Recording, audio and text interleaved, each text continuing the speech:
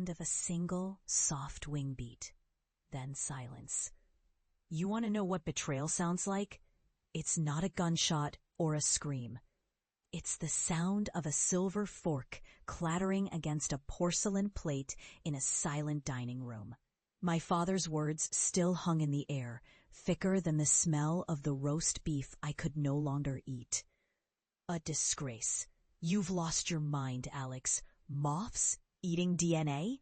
You've thrown away a brilliant career at a prestigious lab to peddle fairy tales.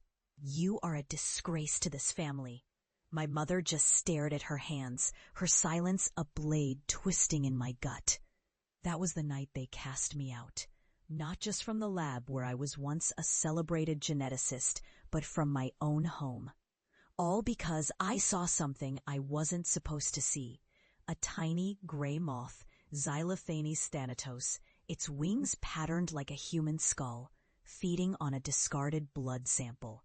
And I was foolish enough to tell the truth. They called it a psychotic break, a superstitious delusion, so I took their ridicule and I built a new world with it. I found a crumbling apartment on the edge of town, the kind of place where the walls weep and the floorboards groan with secrets.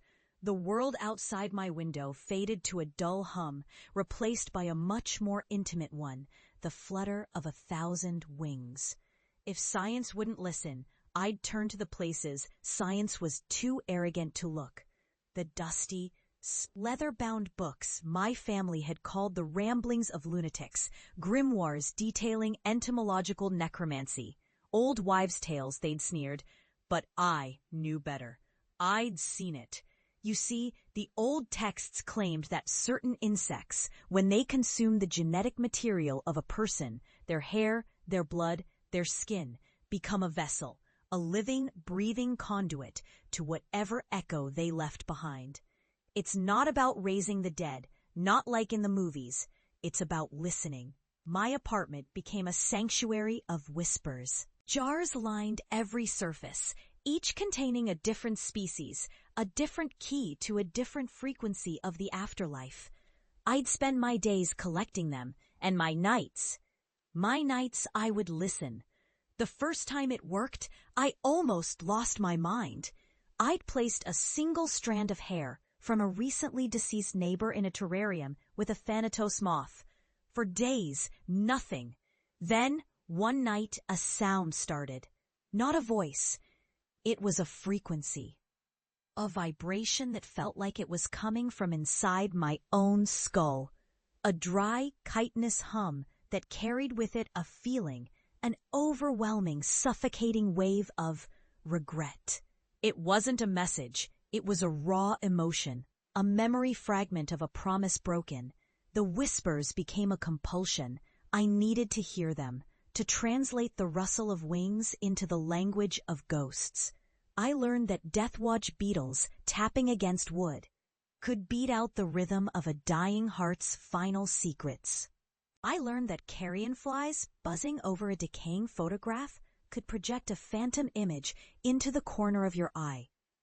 The world eventually, reluctantly, caught up. A string of unsolvable disappearances led the desperate authorities through a hushed referral from a disgraced academic to my door.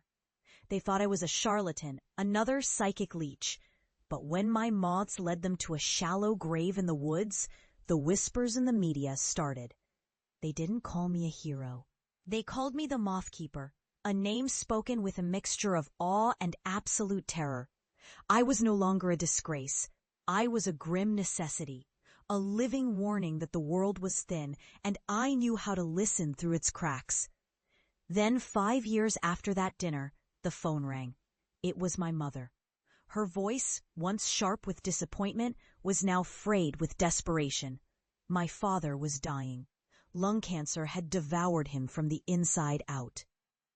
He was delirious, trapped in a prison of pain and fear, unable to speak a final word.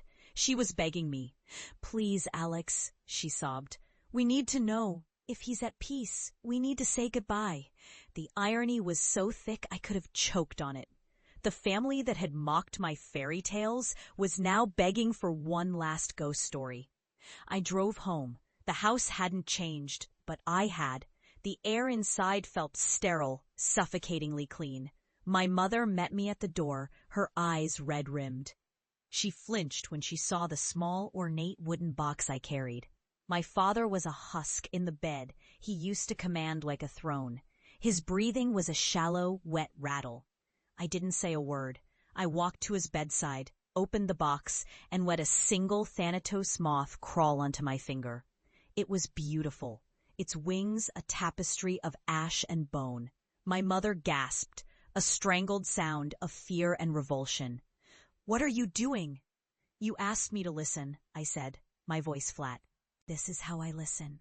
I gently took a pair of surgical tweezers from my kit and plucked a single gray hair from my father's head. I placed it before the moth. It uncurled its proboscis and delicately, reverently began to consume it.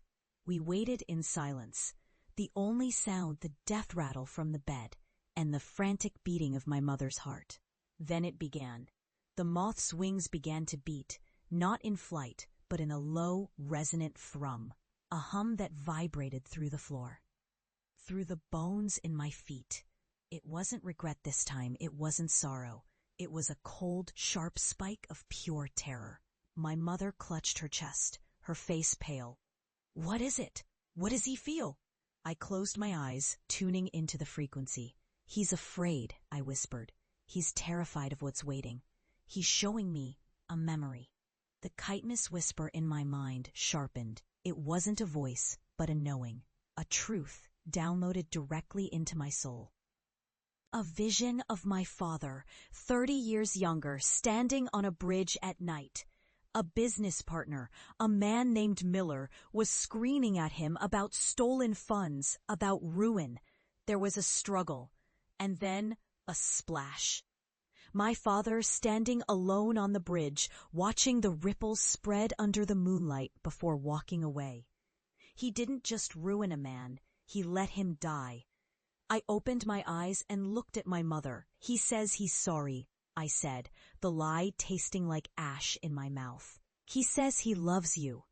But as the moth's hum intensified, a new sound joined it. A thin, rasping whisper, not from the insect, but from my father. His eyes, vacant for days, flickered open and locked onto me. They weren't filled with love or recognition. They were wide with the same primal fear the moth was broadcasting. "Tell them," he rasped, a single tear tracing a path through the gaunt landscape of his face. "The truth." The moth on my hand fluttered once, then fell silent. My father's final breath escaped his lips in a soft sigh. The rattling stopped. I looked at my mother, whose face was a mask of confusion and dawning horror. I told her everything. I told her what her husband, the man who called me a disgrace for believing in the impossible, had done. I told her the truth he had carried to his grave, a truth unearthed by the very thing he'd condemned. They wanted closure. I gave them the truth instead. I left them in that silent house with the ghost of a man they never really knew. I am the moth keeper. I am their disgrace, and I am their oracle. I carry the whispers of the dead under my skin, and sometimes, when the night is too quiet, I see a Thanatos moth alight on my window pane, its skull-like pattern a silent, knowing crown. Vindication isn't always a celebration. Sometimes it's just the quiet, chilling weight of being right.